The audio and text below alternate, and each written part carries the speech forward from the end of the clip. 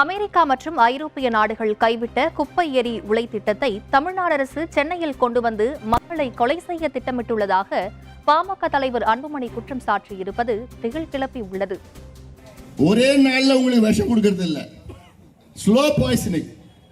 தினம் தினம் உங்களுக்கு விஷம் கொடுத்து 6 மாதத்திலயோ 1 வருஷத்திலயோ 2 வருஷத்திலயோ 2-3 வருஷத்திலயோ உங்களை கொலை செய்ய திட்டமிட்டுட்டாங்க தமிழக அரசு. ஏன்னா இந்த குப்பை எரி உலை என்பது மிக மிக மோசமான ஒன்று. இந்த திட்டம் அமெரிக்காவில் 30 ஆண்டு காலமாக தடை செய்யப்பட்டிருக்கிறது. ஐரோப்பாவில் புதுசா யாருக்கும் எந்த நாட்டிலையும் பர்மிஷனை கொடுக்கல. இந்தியாவில் முதல் டெல்லியில் 1987 ஓக்லா இண்டஸ்ட்ரியல் எஸ்டேட்னு ஒன்று அங்கே இந்த பகுதியில் கொண்டு வந்தாங்க. அவ்வளோ செலவு பண்ணி கொண்டு வந்தாங்க 87.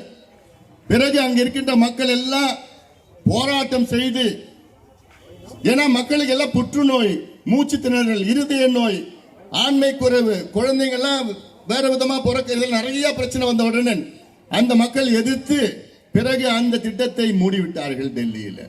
ஆக இந்தியாவில் இது போன்ற திட்டம் வேற எங்கேயும் கிடையாது.